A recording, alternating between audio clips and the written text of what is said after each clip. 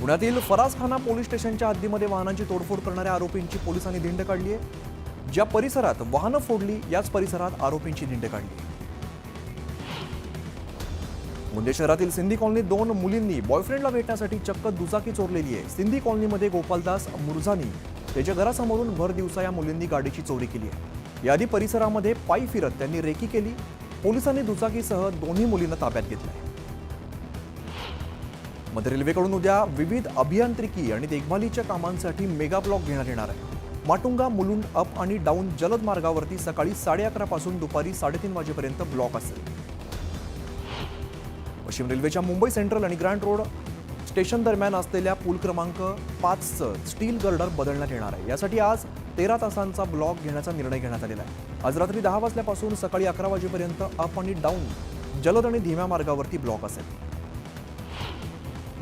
मुंबईच्या क्षितिजावर नजर टाकल्यास आकाशाकडे झेपावणाऱ्या इमारती सर्वांच्याच नजरेस पडतात। या इमारती अधिकच वेगवान वाढणार आहेत। आता 50 ते 60 मजल्यांपर्यंतच्या इमारतींसाठी हाय राईट कमिटीची परवानगी घेण्याची गरज राहणार नाही, असे महत्त्वाचे फेरबदल नगरविकास विभागाकडून करण्यात आले।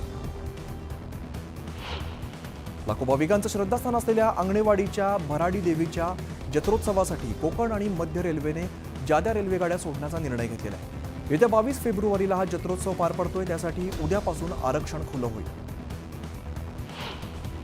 नवी मुंबई परिसरात ज्यांचं स्वमालकीचं घर आहे अशा व्यक्तींना आतापर्यंत सिडको महामंडळाच्या घर सोडतीमध्ये सहभाग घेता येत नव्हता। मात्र आता ही अट शिथिल करण्याचा प्रस्ताव मांडण्यात आलेला आहे। त्यामुळे सिडकोचं घर पुनर्खरेदी करण्याची संधी आहे। शिवडी वरळी नावाशेवा उन्नत मार्गिका प्रकल्पाच्या कामासाठी प्रभादेवी रेल्वे स्थानकातील पूल पाडण्याबाबत बैठक पार पडलेली आहे। पूल मार्चमध्ये पाडणार आहे, मात्र त्यामुळे केएमएला जाणाऱ्या रुग्णांना याचा फटका बसणार आहे। धाराशिव जिल्ह्यामध्ये कमी कालावधीमध्ये जास्त महिलांची नोंदणी केली होती, मात्र आता त्यातील 2274 अर्ज रद्द करण्यात आलेले आहेत, तर 2 महिलांनी स्वतःहून अनुदान परत केलं आहे। लाडकी बहीण योजनेमध्ये अपात्र ठरणाऱ्या महिलांनी आता मिळालेले लाभाचे पैसे परत देण्यास सुरुवात केलेली आहे, तर पैसे परत करण्यात पुणे जिल्हा आघाडीवरती आहे। पुण्यातून जवळपास 75,000 महिलांनी पैसे परत करण्याची प्रक्रिया सुरू केली आहे।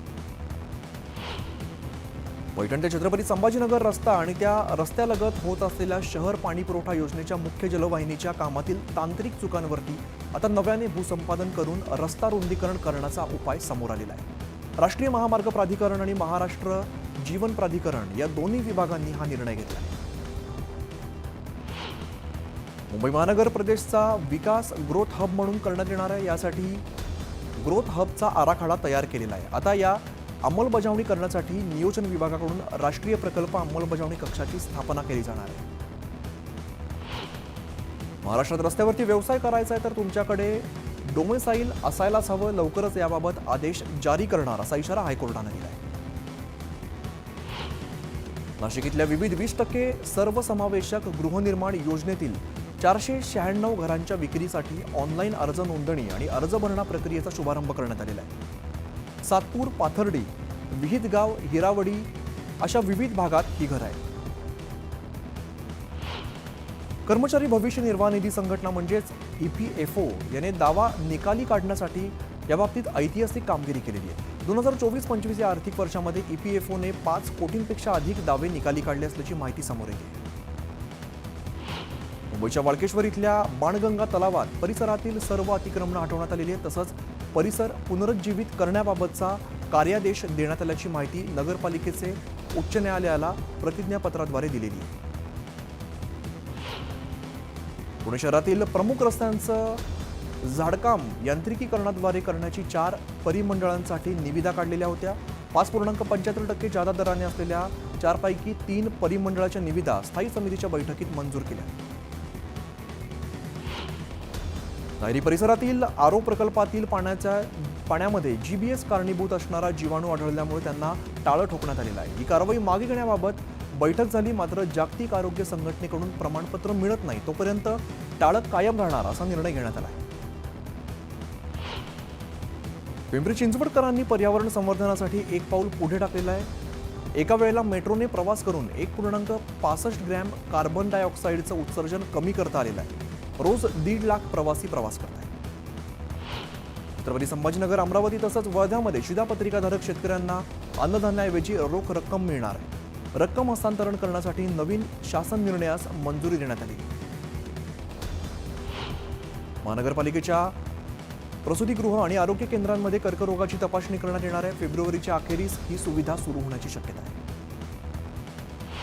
चिपळूण गुहागरमध्ये महावितरणची 1,97,00,000ची थकबाकी आहे. थकबाकीच्या यादीमध्ये शासकीय कार्यालयांचा सुद्धा समावेश आहे. दरम्यान महावितरणकडून वसुली मोहीम सुरू असून रिक्षाच्या माध्यमातून स्पीकर लावून थकबाकी भरण्याचं आवाहन केलं जात आहे. धाराशिवमध्ये सोयाबीन ठेवलेली महामंडळाची गोदामही फुल झालेली आहेत. गोदामं भरल्यामुळे सोयाबीनने भरलेली वाहनं गोदामाबाहेर पडलेली आहेत. त्यामुळे नवीन सोयाबीन खरेदी केल्यानंतर ते ठेवायचं कुठे असा मोठा प्रश्न प्रशासनासमोर आहे. बुलढाणा जिल्ह्यामध्ये यंदा प्रधानमंत्री पीक विमा योजनेअंतर्गत खरीपात तब्बल 7,31,000 शेतकऱ्यांनी पीक विमा काढलेला आहे. गेल्या काळामध्ये जिकडे नुकसान झालं होतं तिथले पंचनामे आता पूर्ण झाले. परभणी महापालिकेतर्फे शैक्षणिक संस्थांना टॅक्स वसुलीसाठी जप्तीच्या नोटीस देण्यात आलेल्या आहेत. आणि परीक्षेच्या काळात महापालिका प्रशासन जाणीवपूर्वक त्रास देत असून केवळ खंडणी वसूल करण्यासाठी नोटीस दिल्याचा आरोप शैक्षणिक संस्थांनी केला आहे. मुंबई गोवा महामार्गावरील कशेडी घाटाला पर्याय म्हणून तयार केलेल्या बोगद्याचं काम अजून सुद्धा अपूर्ण आहे. 26 जानेवारीला हा रस्ता सुरू केला जाणार होता. दरम्यान बोगदा सुरक्षित आणि नीट सुविधा देऊनच वाहतुकीसाठी खुला करावा अशी मागणी प्रवासी करत आहेत. खांबावरती चढून लाईन दुरुस्तीचं काम करताना अचानक वीज पुरवठा सुरू झाल्याने एका कर्मचाऱ्याचा विजेचा धक्का लागून मृत्यू झालेला आहे. मालेगावच्या मुंगसे भागामध्ये ही घटना घडली आहे. त्यामुळे संतप्त ग्रामस्थांनी वीज कंपनीच्या कार्यालयावरती मोर्चा काढून कुटुंबियांना भरपाई देण्याची मागणी केली. गोदावरीच्या पाण्याचा अहवाल जाहीर करा अन्यथा आंदोलन करू असा इशारा जायकवाडीचे याचिकाकर्ते आणि शिवसेनेचे सचिव संजय लाखे पाटील यांनी दिलेला आहे. मराठवाड्याच्या हक्काचं पाणी कमी का केलं जात आहे असा सवाल सुद्धा उपस्थित केला. मंचर शहरातील अतिक्रमणांवरती मंचर नगरपंचायतीने कारवाईला सुरुवात केलेली आहे. यावेळेला अतिक्रमण जमीनदोस्त केल्यानंतर अतिक्रमणधारकांनी आक्रोश केला. बुलढाणा जिल्ह्यातील सर्वात मोठं शहर असणारं खामगाव सध्या पाण्याच्या समस्येने त्रस्त आहे. खामगाव शहराला तब्बल 8 ते 10 दिवसानंतर पाणी पुरवठा होत असल्यामुळे पाण्यासाठी नागरिकांना पायपीट करावी लागते. राज ठाकरेंच्या आरोपांवरून अजित पवारांनी पलटवार केलाय. तुम्हाला तुमच्या मुलाला निवडून आणता आलेलं नाही आणि आमच्यावरती गप्पा मारताय असं म्हणत खोचक टोला लगावलेला आहे. आम्ही लोकसभेला रडत बसलो नाही म्हणून विधानसभेला जिंकलो असंही ते म्हणाले.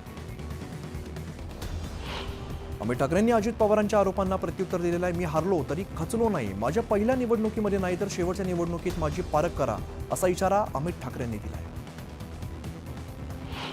जयंत पाटील टप्प्यात आणून काम करतात मात्र आम्ही टप्प्यात आणून कार्यक्रम करतो असा खोचक टोला आमदार गोपीचंद पडळकरांनी लगावलाय. राहुल सोलापूरकरांवरती फौजदारी गुन्हा दाखल करा अशी मागणी सुनील तटकरेंनी राज्य सरकारकडे केलेली आहे. त्यांचं विधान हे राष्ट्रद्रोह असून ही अशी वृत्ती सरकारने वेळीच ठेचून काढली पाहिजे असा सल्ला सुद्धा दिला.